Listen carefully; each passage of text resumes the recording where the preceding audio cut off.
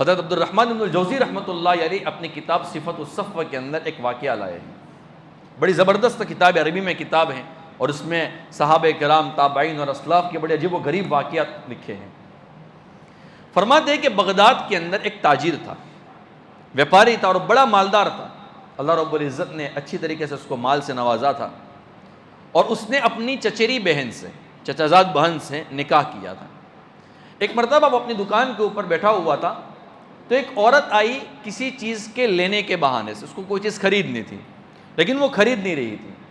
تھوڑی دیر بات چیت ہوئی، باپردہ تھی، تو تھوڑی دیر کے بعد اس نے اپنے چہرے سے پردہ ہٹا لیا اور خوبصورت تھی.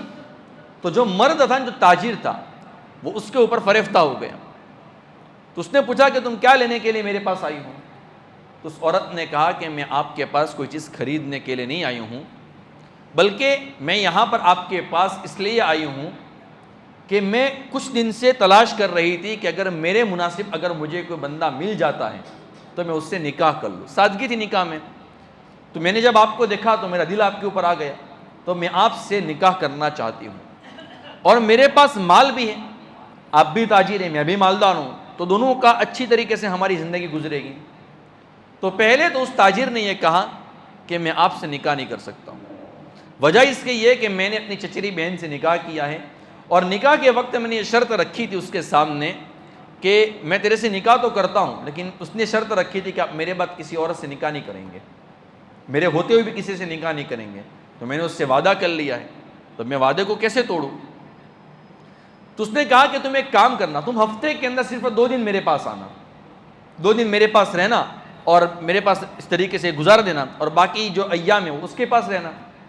تو اس بندے نے سوچا کہ یار معاملہ تو میرے لیے آسان ہے، یہاں پر مجھے رہنا بھی زیادہ نہیں پڑے گا، میری بیوی کو شک بھی نہیں پڑے گا.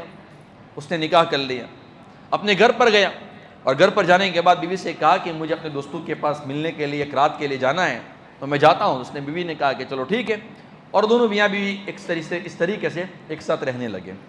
تقریباً 8 مہینے گزر گئے. یہ روزانہ جاتا تھا، ظہر کے بعد اپنی دکان کے اوپر کرائے کے اوپر اس نے مکان لے لیا تھا، اور وہاں پر اپنی بیوی کے پاس ظہر کے بعد چلا جاتا تھا، رات کے وقت واپس اپنے گھر پر آ جاتا تھا. تو بیوی کو شک بھی نہیں ہوتا تھا. لیکن 8 مہینے جب گزرے تو بیوی نے کچھ حالات میں تغیر دیکھا کہ یار معاملہ کچھ گڑبڑ لگ رہا ہے. چہرے کی جو شکنیں ہیں اور چہرے کی جو مسکراہٹ ہے وہ کچھ اور بتا رہی ہے. تو اس نے اپنی باندی کو بلایا، اپنی نوکرانی کو بلایا، اور کہا کہ کام کرو، میرے شوہر کا پیچھا کرو، وہ جاتا کہاں پر ہے، رہتا کہاں پر ہے، کیا کرتا ہے، کیا نہیں کرتا ہے، تم اس کی تحقیق کرو. تو وہ بھی عورت تھی، تو اس نے کہا کہ کوئی بات نہیں. تو اس کا پیچھا کیا، دکان پر گیا. دکان کے بعد جب دکان کا وقت ختم ہو گیا تو ظہر کے بعد وہ ایک مکان کے اندر داخل ہوا. اب اس شوہر کو پتہ نہیں چلا کہ کوئی میرا پیچھا کر رہا ہے. تو جب اندر چلا گیا نا تو اس نے کسی آس پاس کے مکان والوں سے پوچھا کہ اس مکان میں رہتا کون ہے. تو لوگوں نے بتایا کہ ایک تاجر ہے، اور یہاں پر اس نے نئی شادی کی ہے، اور یہاں پر اس طریقے سے وہ رہنے کے لیے آتا ہے. تو ایک بات تو کنفرم ہو گئی کہ یہاں پر اس بندے نے نکاح کیا ہے. وہ واپس اپنے گھر پر آئی اور آ کر اپنی جو سیٹھانی تھی اس کو کہا کہ معاف کرنا، لیکن میں نے جو منظر دیکھا ہے وہ بڑا عجیب ہے کہ آپ کے شوہر نے دوسرا نکاح کیا ہے. اب تک اس بیوی نے ناراضگی کا اظہار نہیں کیا اپنے شوہر کے سامنے، اسی طریقے سے زندگی گزارتی رہی. اللہ کی شان کے 10 مہینے تقریباً گزرے ہوں گے، 8 مہینے یہ اور 2 مہینے اور.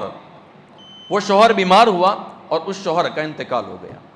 اب پہلی بیوی کی امانت داری دیکھیں. پہلی جب یہ شوہر مر گیا نا تو اس نے وراثت کے اندر، اس کا ایک ہی لڑکا تھا، تو وراثت کے اندر اس نے تقریباً 8000 دینار چھوڑے. 8000 دینار آج کے زمانے کے اعتبار سے اگر آج کی تاریخ کا حساب لگائیں تو کتنے بنتے پتہ ہے؟ تقریباً 4.25 کروڑ کے آس پاس بن جائیں گے. ایک دینار کی یعنی 1000 دینار تقریباً 4.25 کروڑ کے آس پاس.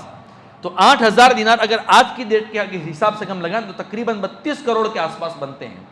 شریعت کا مسئلہ کیا ہے کہ اگر شوہر مر جاتا ہے اور اس کا ایک ہی لڑکا ہے تو 7 حصے جو ہے نا وہ لڑکے کو ملیں گے اور 1 حصہ جو ہے نا وہ بیوی کے اندر آئے گا.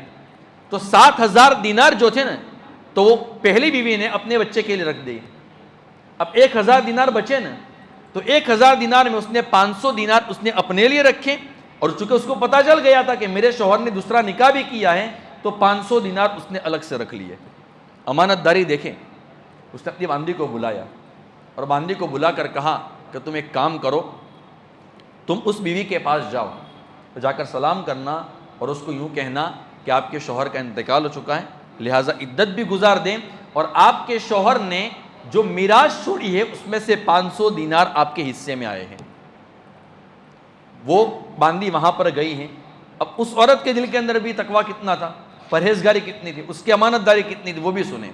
یہ گئی، سلام کیا اور بتایا کہ آپ کے شوہر کا انتقال ہو گیا ہے، اور پہلی بیوی نے آپ کے لیے 500 دینار جو آپ کے حصے میں آتے ہیں وہ آپ کو بھیجے ہیں۔ تو اس عورت نے انا للہ پڑھا اور غم کا اظہار کیا، اور اس کی آنکھوں میں سے آنسو نکل آئے، اور فرمایا کہ یہ 500 دینار پہلی بیوی کو واپس دے دینا، اس لیے کہ کچھ وقت پہلے میرے شوہر نے، یعنی آپ کے اور میرے دونوں کے شوہر نے مجھے طلاق دے دی تھی، اور میں نے عدت بھی گزار لی ہیں، اور آپ کے شوہر کا انتقال ہو گیا ہے، اب اس کے ترکہ کے اندر، اس کی وراثت کے اندر میرا کوئی حصہ نہیں ہے، لہٰذا اس کے اوپر میرا کوئی حق نہیں ہے، اب اس کو لے جاؤ۔ کیا آج کی تاریخ کے اندر کوئی بندہ یا کوئی عورت اس طریقے سے اپنی سوکن کا حق ادا کر سکتی ہیں؟ خواب و خیال میں بھی نہیں آ سکتا ہے۔ لیکن یہ کب ہوتا ہے؟ جب بندے کے دل میں صحیح معنوں میں تقویٰ ہوتا ہے، پرہیزگاری ہوتی ہے۔ میں نے کہا نا، جب بندے کے دل میں تقویٰ آتا ہے تو بندہ اپنے دشمن کے بھی حق ادا کرتا ہے، اور اگر بندے کے دل میں خدا کا خوف نہیں ہوتا ہے تو بھائی تو چھوڑو، بندہ اپنے والدین کا بھی حق ادا نہیں کرتا ہے۔